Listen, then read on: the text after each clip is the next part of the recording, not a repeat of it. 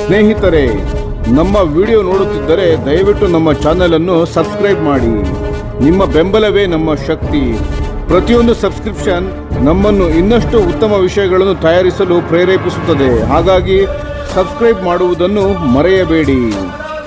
ನಮಸ್ಕಾರ ಗೆಳೆಯರೇ, ದೇಶ ಪ್ರೇಮಿಗಳೇ, ನಮ್ಮ ಯೂಟ್ಯೂಬ್ ಚಾನಲ್ಗೆ ಸ್ವಾಗತ ನಿಮಗೆ.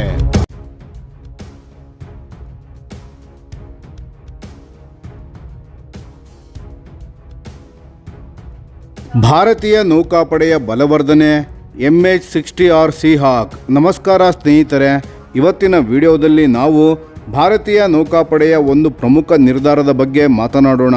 ಹಿಂದೂ ಮಹಾಸಾಗರದಲ್ಲಿ ತನ್ನ ಶಕ್ತಿಯನ್ನು ವಿಸ್ತರಿಸಲು ಹೊರಟಿರುವ ನೌಕಾಪಡೆ ಈಗ ಮತ್ತಷ್ಟು MH-60R ಸೀಹಾಕ್ ಹೆಲಿಕಾಪ್ಟರ್ಗಳನ್ನು ಖರೀದಿಸಲು ಸಜ್ಜಾಗುತ್ತಿದೆ. ಇದರ ಹಿಂದಿರುವ ಅಸಲಿ ಕಾರಣವೇನು? ನಮ್ಮ ಹಳೆಯ ಸೀ ಕಿಂಗ್ ಹೆಲಿಕಾಪ್ಟರ್ಗಳ ಕಥೆ ಏನು? ಬನ್ನಿ ತಿಳಿಯೋಣ. ಭಾರತೀಯ ನೌಕಾಪಡೆ ಈಗಾಗಲೇ 24 ಸೀಹಾಕ್ ಹೆಲಿಕಾಪ್ಟರ್ಗಳಿಗಾಗಿ ಒಪ್ಪಂದ ಮಾಡಿಕೊಂಡಿತ್ತು. ಇದರಲ್ಲಿ 15 ಹೆಲಿಕಾಪ್ಟರ್ಗಳು ಈಗಾಗಲೇ ಭಾರತಕ್ಕೆ ಬಂದು ಸೇರಿವೆ.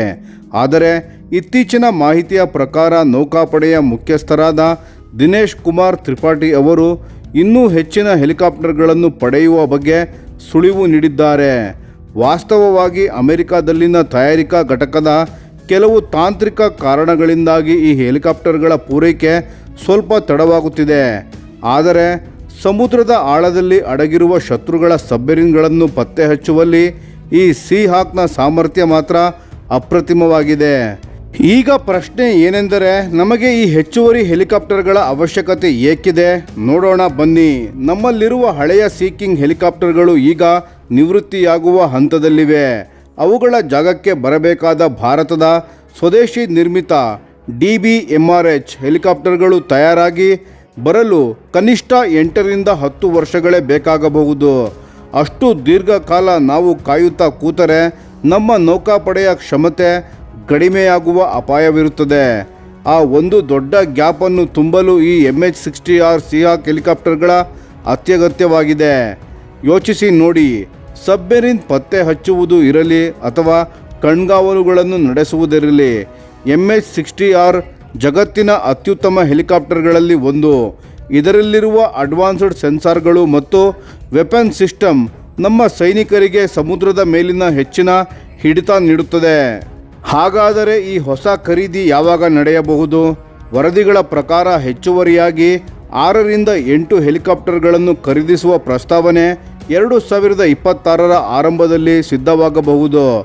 ಎಲ್ಲವೂ ಅಂದುಕೊಂಡಂತೆ ನಡೆದರೆ 2026ರ ಕೊನೆಯಲ್ಲಿ ಅಥವಾ 2027ರ ಆರಂಭದಲ್ಲಿ ಇದಕ್ಕೆ ಸರ್ಕಾರದ ಅಧಿಕೃತ ಒಪ್ಪಿಗೆ ಸಿಗುವ ಸಾಧ್ಯತೆ ಇದೆ. ಒಟ್ಟಿನಲ್ಲಿ ಹಿಂದೂ ಮಹಾಸಾಗರದಲ್ಲಿ ಹೆಚ್ಚುತ್ತಿರುವ ಸವಾಲುಗಳನ್ನು ಎದುರಿಸಲು ಮತ್ತು ನಮ್ಮ ನೌಕಾ ಬಲವನ್ನು ಸದೃಢವಾಗಿಡಲು ಇದೊಂದು ಜಾಣತನದ ನಡೆಯಾಗಿದೆ. ಭಾರತೀಯ ನೌಕಾಪಡೆಯ ಈ ನಿರ್ಧಾರದ ಬಗ್ಗೆ ನಿಮ್ಮ ಅಭಿಪ್ರಾಯವೇನು? ಕಾಮೆಂಟ್ ಬಾಕ್ಸ್ನಲ್ಲಿ ತಿಳಿಸಿ. ಧನ್ಯವಾದಗಳು.